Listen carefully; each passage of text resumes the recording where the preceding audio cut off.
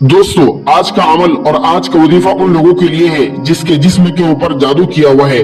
दोस्तों, आइए हम जानते हैं कि जादू किस चीज को कहते हैं और जादू क्यों किया जाता है। मैं आपको एक ऐसा अमल बताऊंगा जो अमल कर लेने के बाद इंशाल्लाह आपके जिस्म के ऊपर से जादू जिन्नात असरात खत्म हो जाएंगे।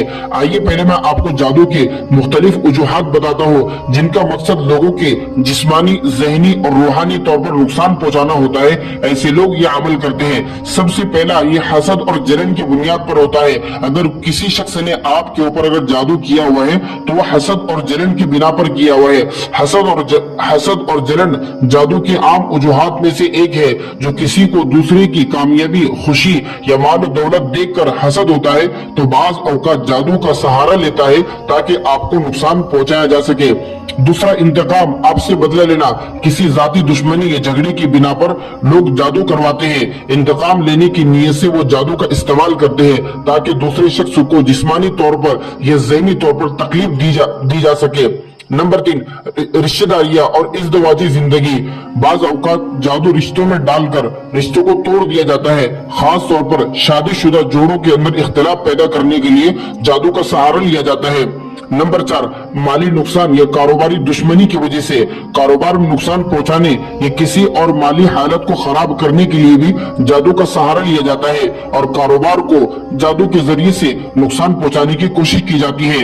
नंबर 5, नुकसान पहुंचाने की नीयत से कुछ अफराद महज बदनीयती या दुश्मनी की बिना पर जादू कर आपको तकलीफ पहुंचाना चाहते हैं। नंबर 6, मोहब्बत में नाकामयाबी। मोहब्बत में नाकामी की सूरत में बाद अफराद जादू का सहारा लेते हैं ताकि वो किसी की मोहब्बत हासिल करे या फिर उनकी शादी या ताल्लुकात को खत्म कर सके और किसी को वशीकरण के जरिए से अपने काबू में किया जाता है।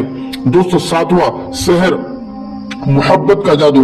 कुछ लोग मोहब्बत के जादू का सहारा लेते हैं ताकि वो किसी के मोहब्बत में मुब्तला होकर उसको नुकसान पहुंचाए। नंबर 8, दोस्तों, नंबर 8वां और आखिरी ये है कि आपके जिस्म के ऊपर अगर जादू किया हुआ है तो आपको इन किस्म की प्रॉब्लम्स होगी। मसलन आपके सर में हमेशा दर्द रहना, आपके बॉडी के अंदर हमेशा पेन और दर्द का होना, आपको चक्कर आना, आपके अंदर बहुत ज्यादा चिड़चिड़ा मिजाज आपका हो जाना।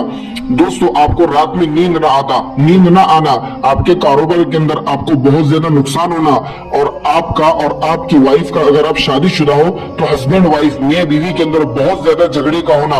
तो दोस्तों, ये चंद चीजें हैं जिसके जरिए से जादू की जाती है। तो दोस्तों, आप अगर जादू से बचना चाहते हैं तो आपको चाहिए कि आप रोजाना सुबह शाम सिर्फ 3 मरतबा आयतल कुर्सी पढ़ लो। उसके बाद 3 मरतबा सूरह फलक और सूरह नास, यानी कि कुल अऊज़ु बिरब्बिल फलक और कुल अऊज़ु बिरब्बिन नास, सोने से पहले की दुआ लाजिमन पढ़े। इस तरीके से हमेशा आप बावजू रहा करें। 5 वक्त की नमाज का एहतमाम करें। इंशाल्लाह आपके जिस्म के ऊपर कभी जादू ना होगा।